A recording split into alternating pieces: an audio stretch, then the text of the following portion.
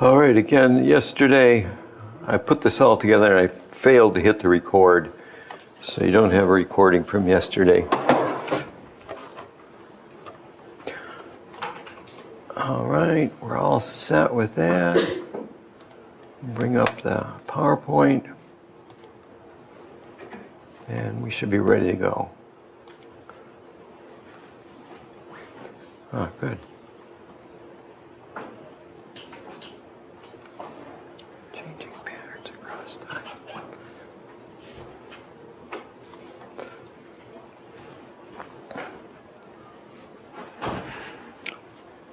Make sure to take the attendance quiz. Okay, so yesterday we left off with Ravenstein's laws on migration, and he actually wrote these way back in 1895. He worked in the census office. I believe he was in England. He might have been in Germany, given his name. I'm not sure. And a lot of what he said still really works. Probably the most important ideas here were the first two, and that's the idea that people travel the shortest distance possible. That if you can benefit from simply moving to the next town to get a job or to improve your economic status, you will. You will. But a lot of times you've got to go a long way, and certainly this is what we saw during the 19th and the early 20th century, especially coming into the United States, as we'll talk about later today or on Friday. You then choose a major destination to go to. You choose a place where you're pretty sure there's going to be jobs. Okay, and then everything else kind of just comes from this economic, most likely reason for people to move. In fact, I was just looking over the notes this morning, and why did the Pilgrims come to Plymouth Plantation? Why did they come there? Does anybody know? Yes? Religious freedom? No. Some of them did. Almost half of the people on the Mayflower were not Puritans. Okay? They were Anglicans, and they were probably fallen away Anglicans at that. They were not particularly religious. It was an economic venture with a religious connotation. That in fact, when they went there, they had to take out a loan from investors, more or less stockholders back in England, in order to pay for the venture. Okay, it really had a very, very strong economic connotation to it. There was the religious side, and we play that up, but very, very quickly on, it is almost entirely economic after that. Okay, so when they're sending over the Mayflower, they got to pay for it. They can't find enough Puritans that are willing to put up even the amount of money they had, which wasn't enough, the people that were actually on the boat. And so they just went out and they recruited anybody they wanted to come, and they said, hey, you're going to make your fortune. Come on, we're going over to this new continent. Okay, so economic almost always has been the major reason for migration. Sure, political, environmental, and environmental is becoming more and more important. Certainly in the South Seas, out in the Pacific, as islands become inundated. I don't expect the Maldives are going to survive for very long. They're very, very flat. The Azores, again, if you ever look at them, you're going to see they're just kind of pancakes out there in the Atlantic. So it is going to become far more important, and even more so inside the United States itself. We're beginning to see this. I remember when they stopped giving building permits for what was then defined as the floodplain along the Nooksack River and other watersheds here in Whatcom County, and some people were really, really upset. But now we're getting floods that theoretically were supposed to be hundreds of years off. And so that environmental side is coming back to bite us right now.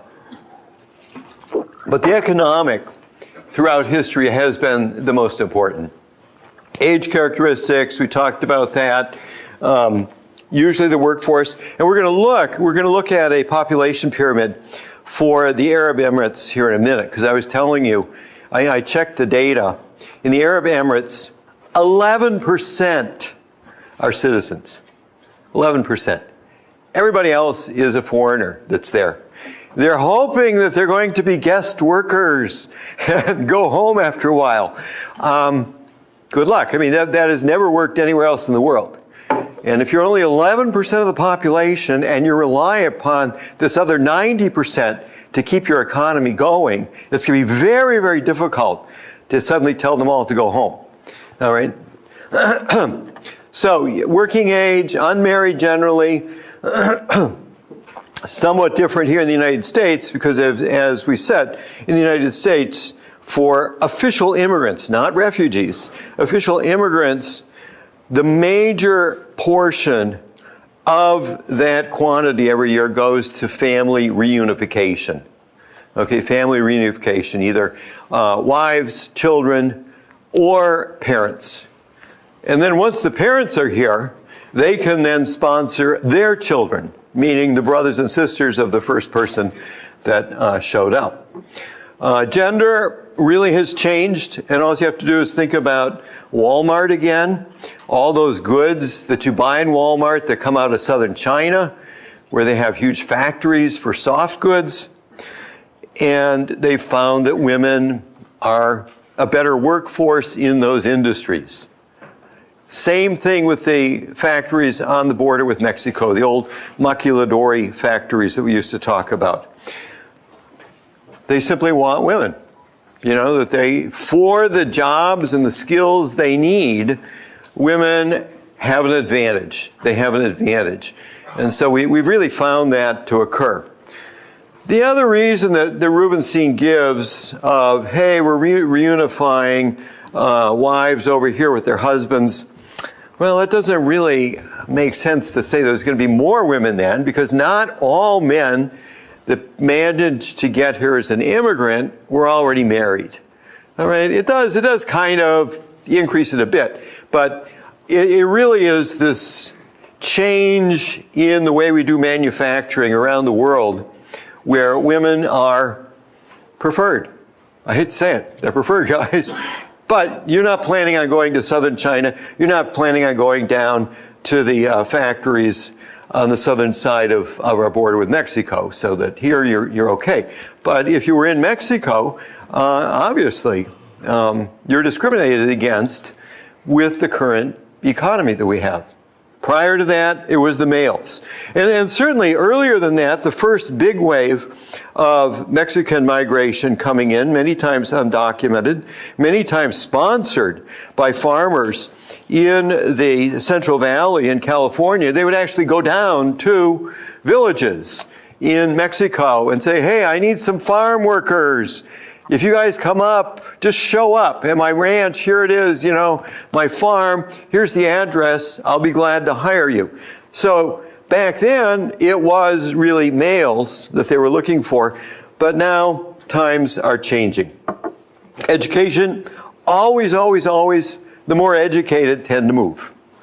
They're just the ones that are smarter and have a bigger perspective on the world. And so they're the ones that are going to move. The people that are really destitute, that haven't been able to get any education, that don't think they have any skills, yeah, they're going to be trapped at home.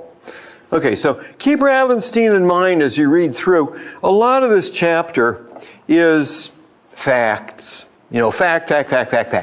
One fact that I wanted to point out that we'd already talked about was that migration from Siberia to the European side of Russia. And so you get some nice maps in there showing you that.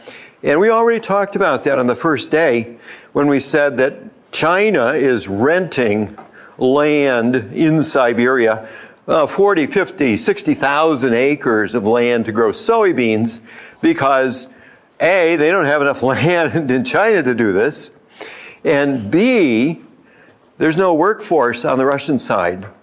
I mean, the land is there. If the Russians had workers, they could go out and they could produce this and simply sell it to China. Argentina, Brazil, the United States, all of those countries sell huge amounts of soybeans to China. China just doesn't have enough room, enough agricultural land. And so what they're doing is, as I said, they're actually leasing that land from Russia to the Chinese. The Chinese workers come over and they bring their machines and everything else and they run it. And you can see, well, why? Because the Russians are going, that's really cold out there. And it's pretty desolate. We don't want to really live there. For the Chinese, it's a way to make money.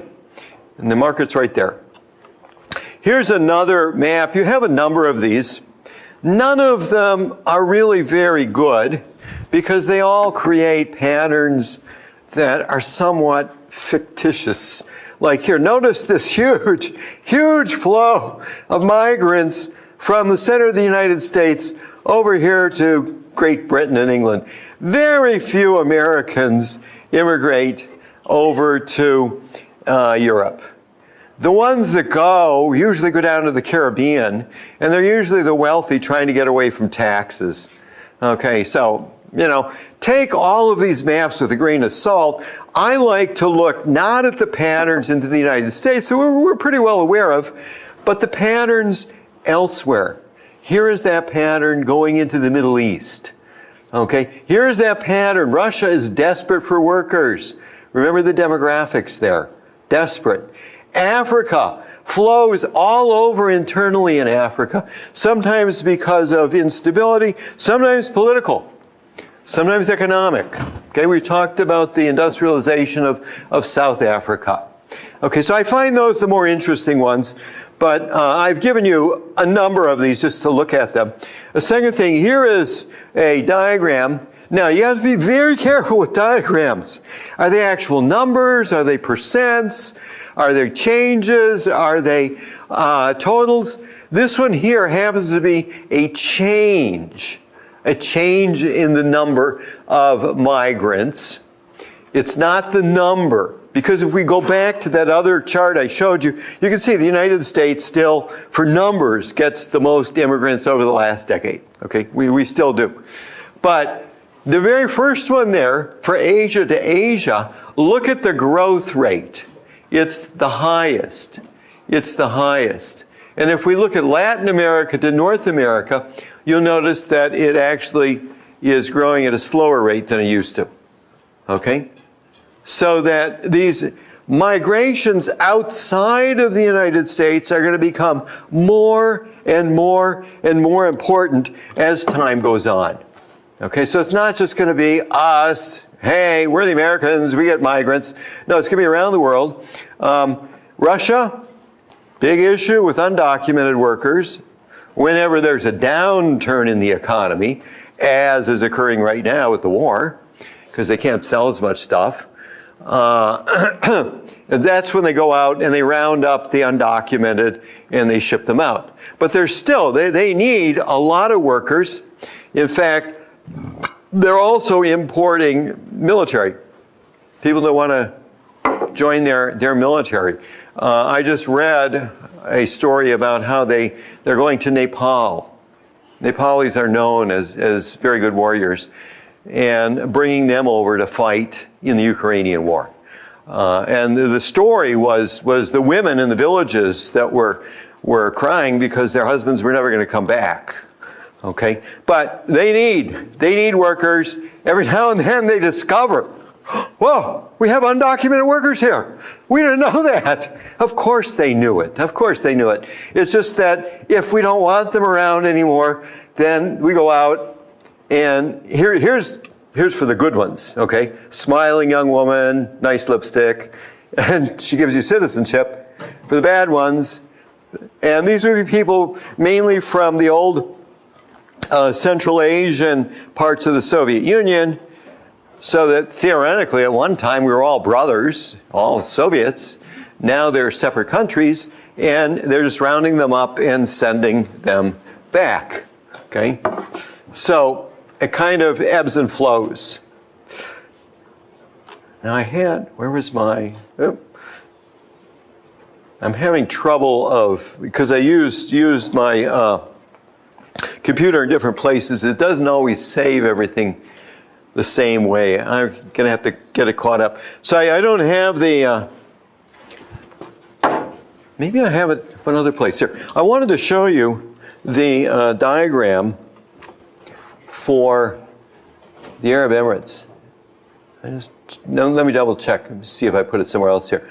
I don't think I did, but nope. Let me just see if I can find it here, because it is really, really striking. I don't see it. I'll have to show it to you on Friday. But it looks like this. Remember, a standard population pyramid. Okay, it's going to look something like that. Well, in fact, because population is slowing in the Arab Emirates, it has the usual sort of, something like that. And then what they've done is from about the age of 50 through the age of 20, they've shown this is males, this is females, and this is a situation where the males are preferred. We have oil fields, we have garbage collectors, dishwashers, things like that. We're not running some sort of industry to go to Walmart. And what it shows is that, whoa, we have this huge spike of males of that age group, which are the migrants. And in fact, the population of the Arab Emirates went from about 90,000 30 years ago, okay, to 9 million. 9 million today. As you can see, most of the growth was these foreign workers coming in, okay? So, I don't know why it didn't come up. I'll show it to you on Friday. I'm sure it's somewhere in the system, and it's just until all of the PowerPoints get caught up, I won't be able to show it to you. Okay, so the next thing I want to do is turn to some tools. And in fact, we talked yesterday about using our general definition of geography, pattern, process, impacts across the face of the earth, and doing it scientifically, and showed how that relates directly to migration and how we could pull migration apart. And then the various W's and H, where, when, why, how, what, and showing how that too relates directly to migration. So as you're looking at these things and you want to break them down to understand them, use those tools. Well, here's another tool. This is called the push-pull model. And there was a guy, I've never heard what his first name is, Mr. Lee. And basically what he said was every place on the face of the earth has certain attributes which make it either more attractive or less attractive. You'd either be pulled towards it or you'd be pushed away. Now, you'll notice in these two diagrams up here, they have pluses for positive factors and negatives for things that would push you away. And every place has some of each. Okay, no place is purely positive, streets of gold, nothing else. There's some negative factors. And some of these negative factors can be discrimination. Those foreign workers that go to the Arab Emirates really are not first-class citizens. They're not citizens at all. Okay, they're not citizens at all. And there were a lot of problems when they were building all those stadiums down there for the World Cup, workers dropping dead from the heat, and they had no recourse. Okay, so there's negatives everywhere, there's positives, and usually the most important positive is that economic. Unless you're fleeing for your life. And then it's just, hey, I'm going to be able to stay alive. All right? And so when we look over places, we're going to find places on the earth that are very positive. We want to go there. There's places that are negative. We want to escape from there. And we face obstacles to traveling there. And so that's basically the model, that we look at an origin, a potential destination. Is that destination have more positives than the origin? And can I overcome the obstacles? One of the major obstacles is simply money to travel there. Even in Africa, if you're going to travel 3 days to get across the border, you better have enough money to buy food and perhaps bribe the guards to let you in. Okay, so it's part of the game. It's part of the game. Another way of looking at the money is that, in fact, a number of scholars have said that the big migration into the United States after the original first wave, the one that occurs, as we'll see, in the second and third wave, really could occur because European workers were making more money. Wait a minute, they're making more money in Europe, they want to come to the United States? Yeah, they had skills, that's why they were making more money, they were working in the factories there, and they found that Americans were desperate for more skilled labor. It's kind of like what happens with Microsoft right now. Okay, I mean, those Indians that come here on the visas, H1 something or other, I don't remember exactly what the visa is called, they can get jobs in India, they can do fairly well, but they can do even better over here. In the workforce in Europe, many times was the people that arrived in the United States, many times were more skilled than the workforce that was already here, surprisingly enough. And so they had to have money in order to go from Europe over to the United States so they could make even more money. They would get even higher salaries. They were really sought after towards the end of the 19th century. So, origin, negatives, why do I want to leave? Destination, positives, why do I want to go there? Obstacles, can I overcome them? And many times money will overcome all kinds of obstacles, legal, fences, walls, borders, whatever, but they're there. Okay, they are very real, and they do slow down the migration. And as we speak, Congress again is negotiating as to what to do about our southern border. Okay, I don't think they're going to come to a conclusion, but they are negotiating, at least right now. Okay, method of explaining and understanding migration patterns, two-way dynamic. Okay, don't think of it only as a one-way, two-way dynamic. And of course, there can be obstacles along the way to overcome.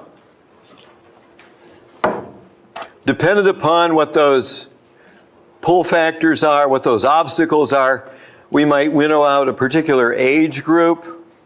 And back in the 1980s, we certainly were looking for young males to work in the Central Valley in California. Later on, we have a situation where more females are coming. Okay? There can be situations where that cultural, political factor becomes dominant. And people like the Syrians that were escaping the civil war a few years ago are really running for their lives. Okay, there can be that.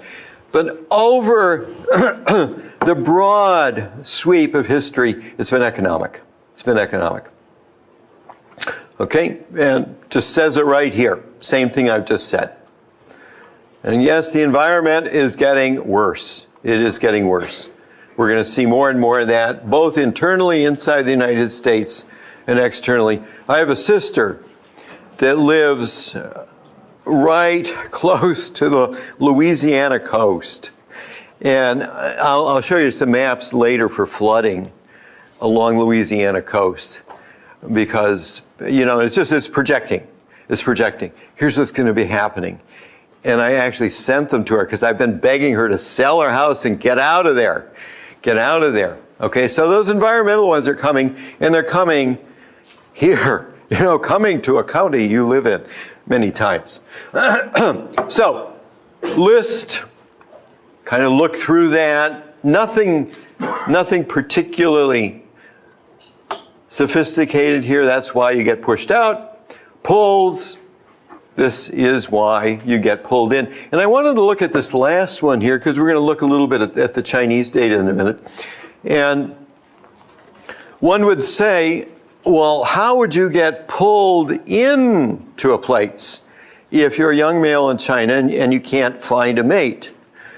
Well, a lot of young Chinese go to college in Australia. In fact, the Australian higher education system is dependent upon Chinese students in order to pay their bills. The government there has kind of pulled the plug on the taxpayers doing it, and so they bring in hundreds of thousands of Chinese every year. Well, if you were a young male Chinese student and you go to Australia and you figure out that there's approximately the same number of women and men, and if I become an immigrant, that's not really going to tip the balance. Well, you might then say, hey, I go home, I might never find a wife. I stay here, yeah, my chances of getting married go way, way up. And so we're gonna see that as time goes on, especially with India and China, their ability to the young men to migrate out of the country because they'll have skills, the increasing number of college-educated people in those countries, and very, very clever people. So we're actually going to be seeing that. So there's that gender pull. Okay, background of the story. You can see there's just too many men in China today, and we can go by various provinces, tell stories on these provinces. The interesting thing is that as women are coming into the factories in some of these coastal provinces, you'll notice that the sex ratio is actually beginning to balance a bit more. But that means they're withdrawing them even more so from interior provinces many times.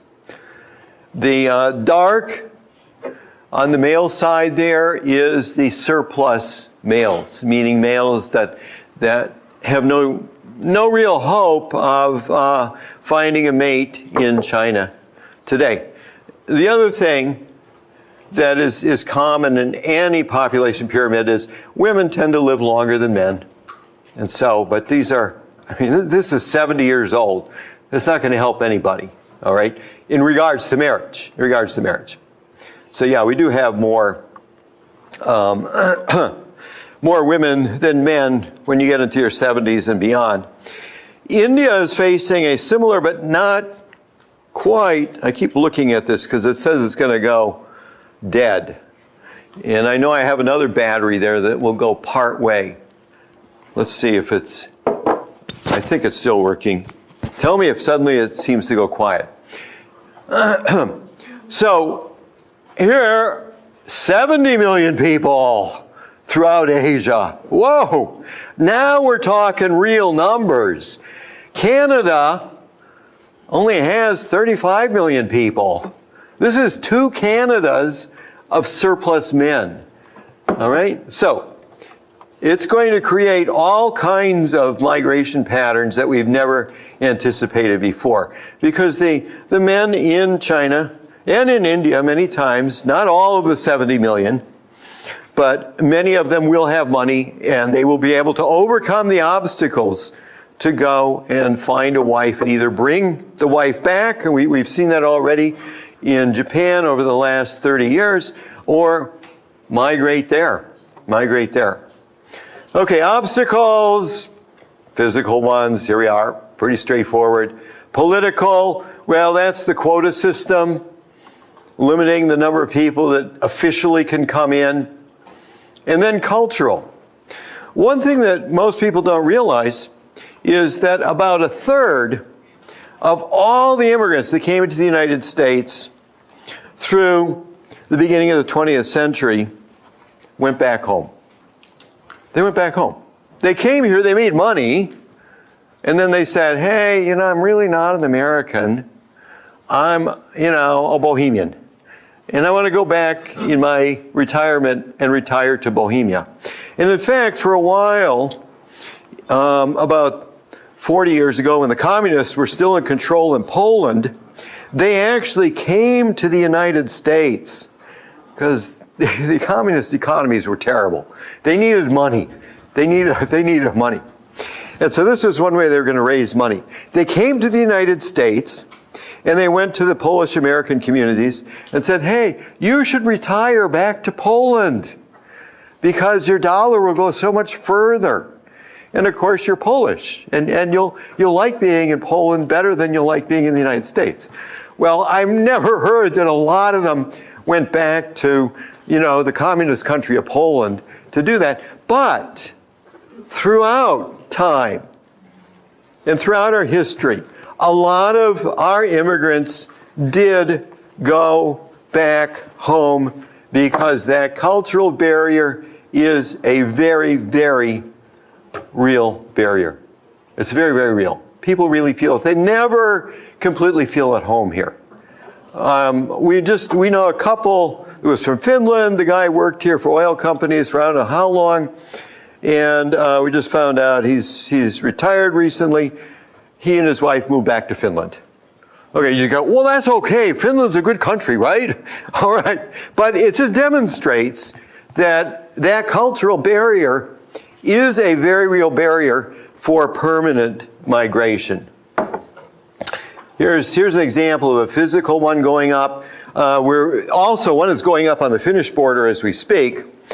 A trick that the Russians came up with to try to embarrass the various countries on their border with Europe was to go out to third world countries, round up anybody that wanted to go to Europe. And they would say, tell you what, we have the best way for you to get into the European Union. And you'll have a job and you'll be fixed for life.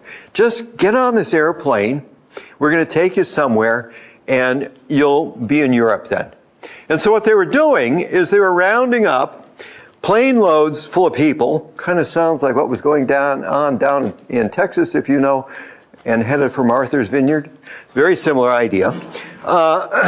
And they would bring them to the Belarus border. Now they've been bringing them to the Russian border and kind of walking them into the woods because there was no wall or anything.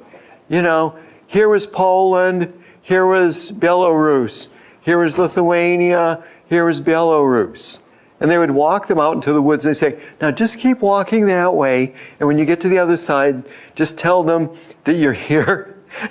You're here as a refugee, and that you want asylum. And then they would leave them. And this was in the late fall, and so we had snow falling in these forests. Some people froze to death, but some got across the border. But it was a way to try to embarrass all of these European countries facing Russia and try to force them to do whatever Russia's bidding was. And so right now, the Finnish border with Russia is closed. It's been closed for the last 4 or 5 months, okay, to try to prevent this. And there they are. They're wheeling out the razor wire in Lithuania back in 2022.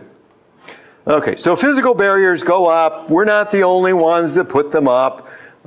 Historically, if you know anything about England and Hadrian's Wall to keep the wild Scots out of the civilized Roman parts of England, we'll talk a little bit about that later. So there's nothing new, nothing new. Okay, we've talked about gender characteristics, age cohort, all these kinds of things. Just kind of reminding you, think about that. Push-pull. Okay, so a major part of the push is births. Generally, what we find is countries that have a high crude birth rate relative to the death rate are going to produce migrants, relatively speaking. That's not always true. China, from 1949 until today, has not produced huge numbers of migrants. Okay, so it's not that simple. And they were growing, they were in that second stage for a long time. Okay, so this is the kind of thing that we saw in Europe, and that's what we're going to talk about when we talk about where the immigrants coming to the United States were coming from. It did have a lot to do with demographics, but not always. But you can think of the birth rate as if we have this country and it's a huge bathtub, okay, and then kind of a sunken one. It's sunken down on the ground here. And we have the faucet, that's the birth rate. And we have the drain, that's the crude death rate. And slowly but surely, once we're in that second and third stage, that bathtub is filling up. Okay, that's the capacity of the country to support its population. Once it hits the rim, it's a sunken bathtub, it's going to start to overflow. And that's the idea, that it will then flow over around the world to other emptier bathtubs and start filling those up instead. Okay, so there will be sort of obstacles because maybe it can flow over here, but they've built a little wall and that forces it to go there, or some bathtub is far away, it's more expensive to get to. So if you think of it this way, where the country has a carrying capacity, a size of its bathtub, it has a growth rate of births minus deaths, and then the immigration or the emigration, depending upon the particular country, is going to be that overflow or filling up from the outside. The other thing to keep in mind is the technology constantly changes the size of the bathtub. Okay, so that our ability to support populations varies over time. So it's not overly simplistic, but if you think of it this way, I think you'll get a really good handle on push-pull and how those migration things work. Okay, guest workers, maybe I put it here. Let's look. No, I thought I put the data for the UE, the United Arab Emirates, in here somewhere, and evidently it's on a different version of this. Guest workers has never worked out. Okay? Sooner or later, those guest workers decide they want to stay. Let me give you a really crazy example. At one point, about 25 years ago, before you guys were born, there was some farmers here in the state of Washington. They were having a hard time finding berry pickers. And this is before we came up with the machines. Most of the berries now are picked by machine. And so what they did was they went to Olympia and they said, hey, we need workers. These berries are going to rot if we don't pick them. It's going to destroy our industry. We want to bring in Chinese workers. Oh, okay, you want to bring in some Chinese guest workers. They'll only be here for 6 months. And not only that, but we'll keep them in camps. And we'll surround those camps because they don't have a visa. They can't just walk out of the camp and go to downtown Linden or something and start buying things. I mean, it sounded like a crazy form of indentured servants at best, slavery at worst, and fortunately it was thrown out. Okay, fortunately it was thrown out. So it was under the guise of guest workers. They'll come over here, they'll pick our berries, they'll go back home. Everybody will be happy, they'll make more money. It was before the Chinese economy was as strong as it is today.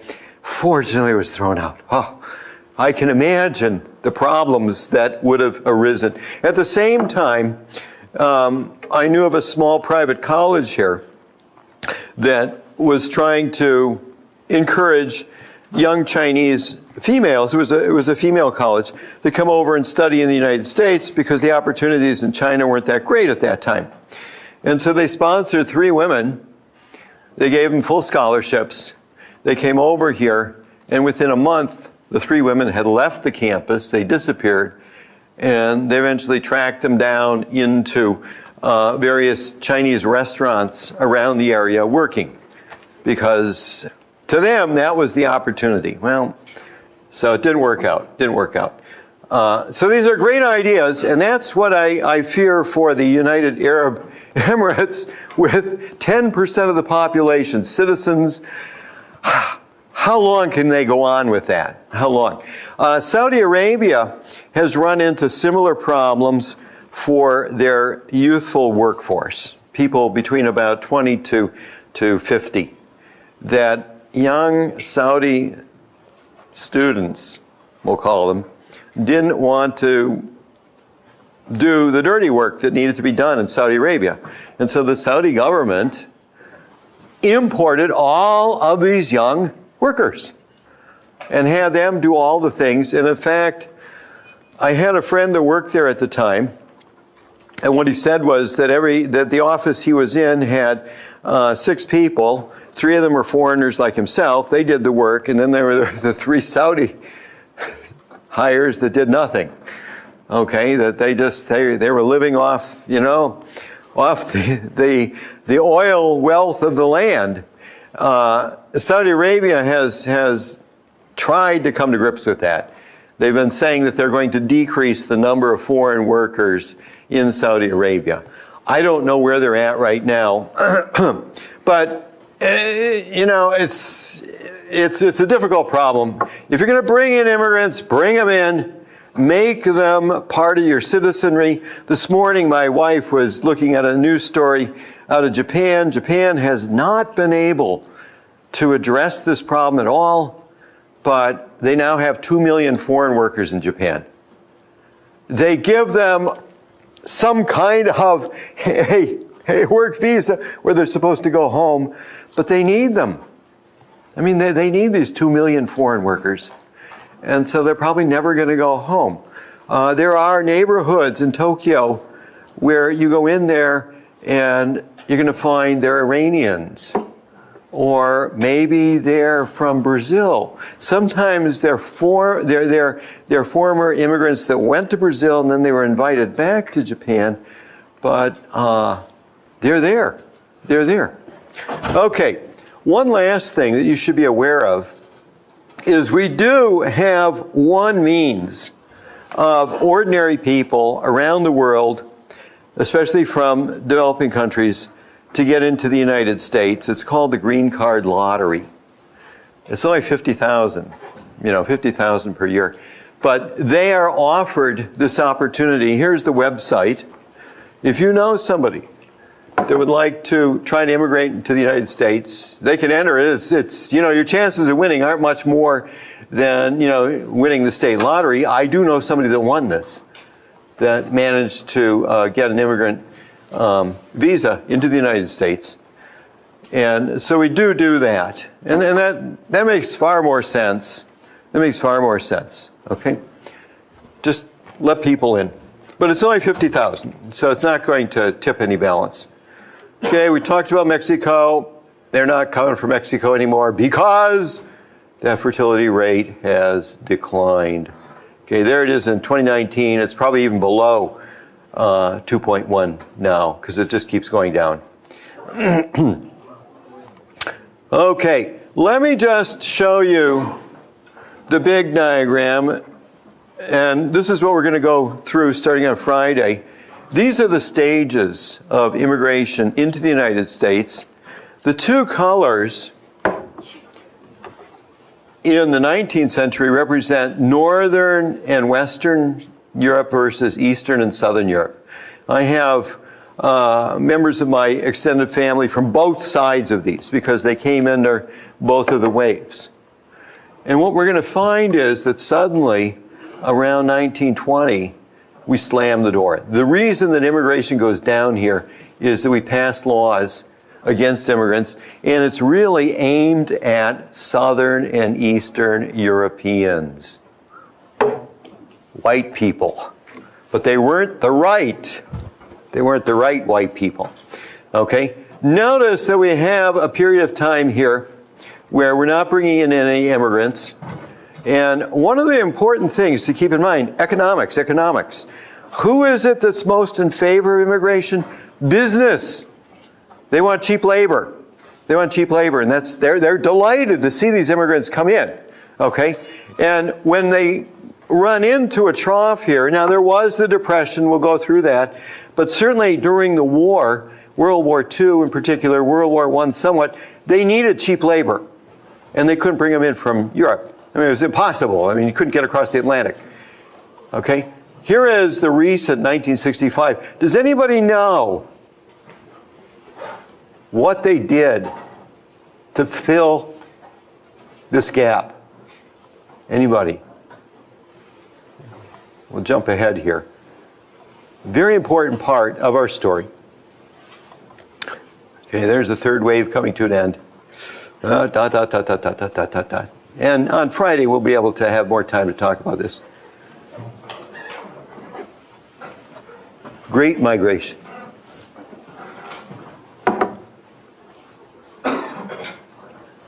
South to north. Huge, huge number. Okay? And look at the change in regional distribution of the African Americans during that time period. Huge change, huge change.